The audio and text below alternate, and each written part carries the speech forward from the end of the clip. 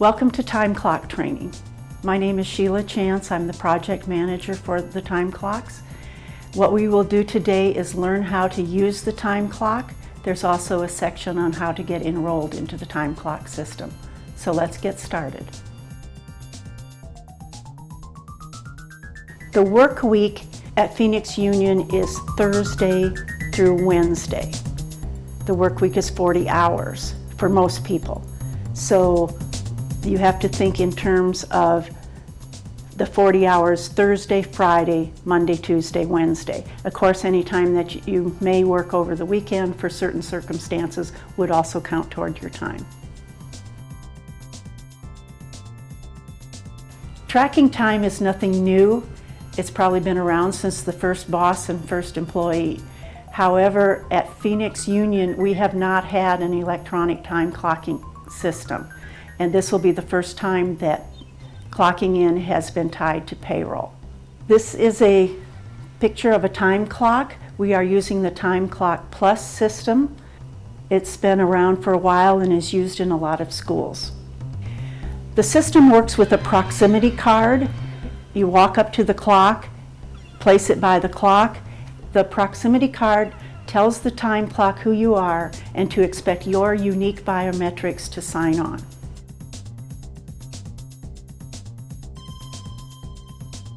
After you use your proximity card, the clock tells you to place your finger on the reader. Once you've done that, your choices are to clock in or clock out, start a break or end a break. You don't have to worry about your 15-minute breaks in the morning or the afternoon. I wish that start break button said start lunch, but think of it as start lunch break or end lunch break. So during the course of the day, you would clock in the morning, you would start your break when you go to lunch, you would press the end break button when you come back from lunch, and then you would press the clock out at the end of the day. There are some other options on the clock which we will go through later.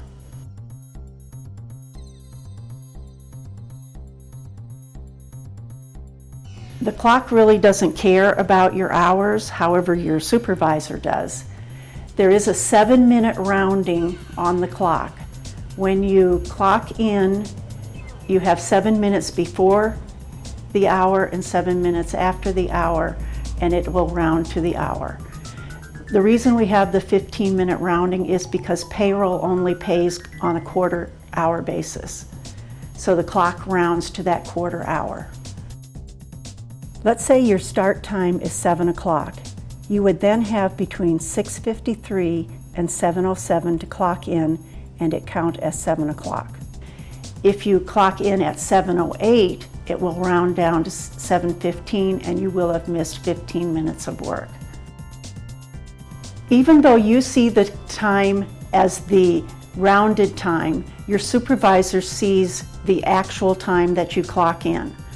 We expect people to be clocking in, let's say using the 7 o'clock example again, people will be clocking in at 6:57, 6:58, 7:01, 6:59, 7:03.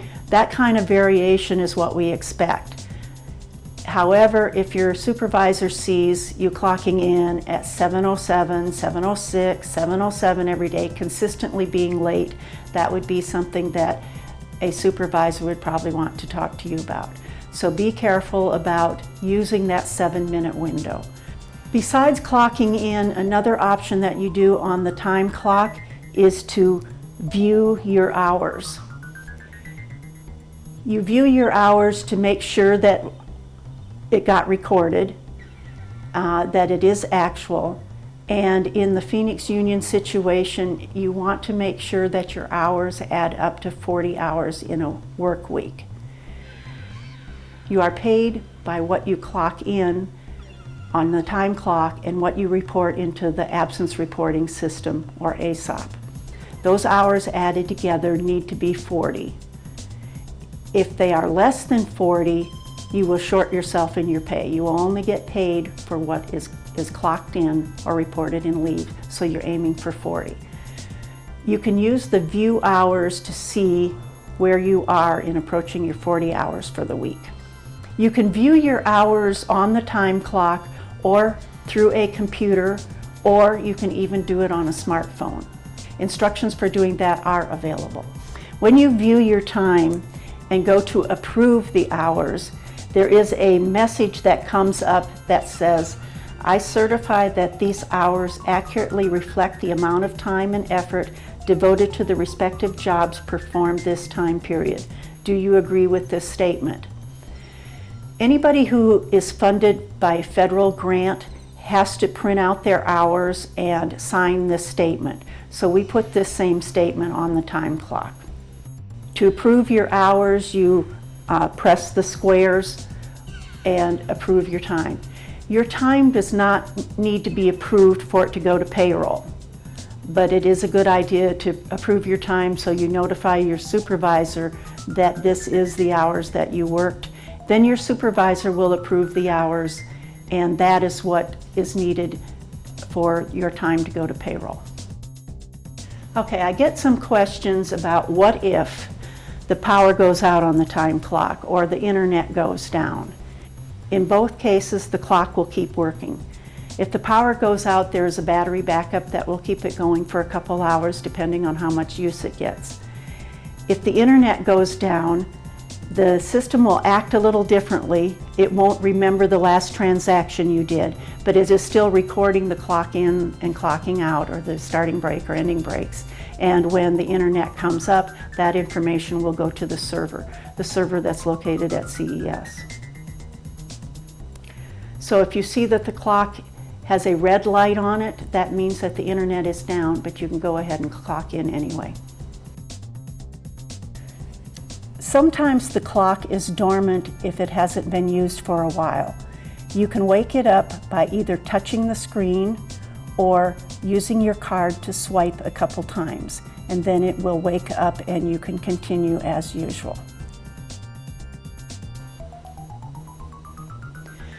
Other questions I get are about, what if I forget my card?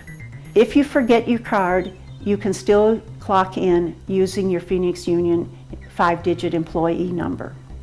It's still better to use your card because it's quicker and there's less chance of error because you're not entering anything.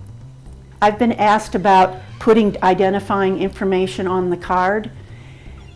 I would recommend that you don't put your full name on it, but if you want to use a permanent marker and put your initials, or if you have some sticker you want to put on there, that's okay. How to store your card. You can put it in a plastic sleeve with your ID and it will read this through the plastic. It's best if you put it in something that you don't have to take it out to use at the clock. I have seen people with thin wallets being able to use it, and also I've seen people put their card inside a slot on their cell phone cover. All of those options work. Another question is, what if I forget to clock in? In that case, you can clock in when you remember to clock in, and then you would have to fill out an edit log. Most of the administrative assistants for the assistant principals and any division managers have a notebook at their desk where you can log missed punches. So in the case where you remember that you forgot to punch in, go fill out the log and tell them the time that you punched in or the time that you punched out. What if you come in late one day due to traffic or some other unforeseeable situation? So you're 30 minutes late. What can you do to make up that time? There's two options you can use. One is to use FLEXTIME, but of course FLEXTIME needs to be pre-approved by your supervisor. So you can arrange to stay a half an hour late or come in early, but that 30 minutes would have to be made up during the same work week because it has to count toward that same 40 hours.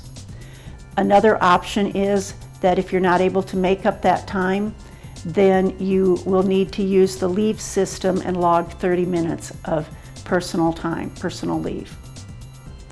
Again, the idea is to make sure you get to 40 hours. Now, the other situation is, what if you work more than 40 hours? Well, then that counts as overtime, and you will be paid overtime for any time that is clocked as overtime.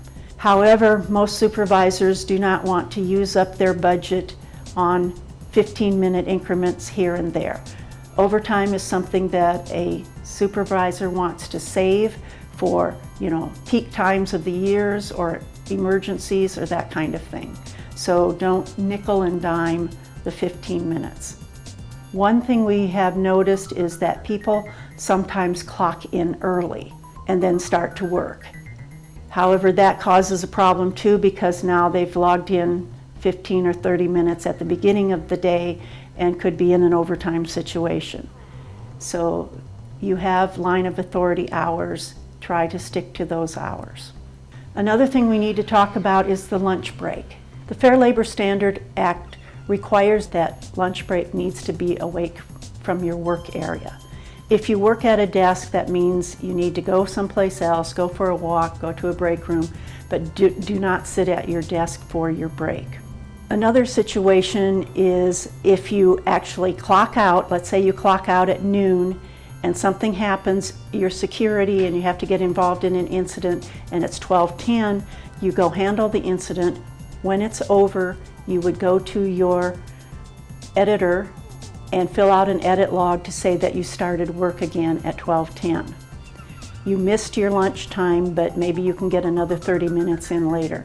But it's more important that you log the time that you actually worked, because we want you paid for that time. Let's look at a couple scenarios. Let's say you have a doctor's appointment during the morning. So you come into work at 7, you clock in. At 9 o'clock, you clock out to go to the doctor. At 10:30, you come back. You would clock in again. Then you would take your lunch, start break, end break, and then at the end of the day, clock out. However, you have missed an hour and a half that day.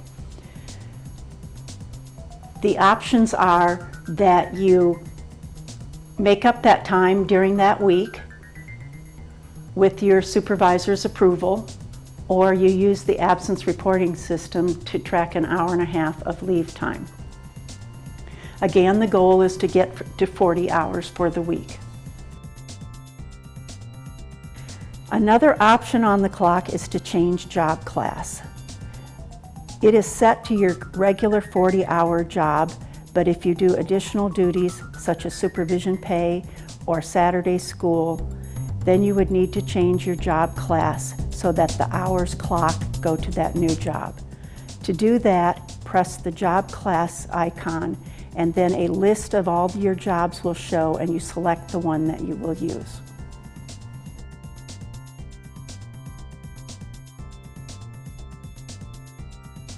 The time clock system uses biometrics. When you enroll, we take measurements of your fingerprints. It's not a fingerprinting system like when you first were hired at Phoenix Union. What it's doing is measuring your whorls and lines and all the things that fingerprint analysts call those things. And it stores a mathematical formula of your fingerprint. What we do is enroll 3 fingers. We look at the thumb and index finger on one hand and the thumb and index finger on the other. So we pick 3, you get to pick 3 of those, and that's what we enroll. We use 2 different hands in case something happens over the weekend and you come in with your hand bandaged, you at least got another hand or other fingers to use. When we enroll you, it takes several times for the reader to take those measurements. We have found that it's an average of 5 to 8 times that your finger needs to be read. There's no need to press hard, and just be consistent in how and where you press on the reader. Even though it takes several times to enroll your biometrics, when you go to use the clock, when you're clocking in and out, most times, almost every time, it's only going to take 1 time to place your finger on the reader before it reads it. If there is a situation where later on where the reader is having trouble reading your biometrics, we can always re-enroll you or re-enroll different fingers. Thank you for taking the time to learn how to use the time clock. There are written instructions available on the Time Clock website. Thank you.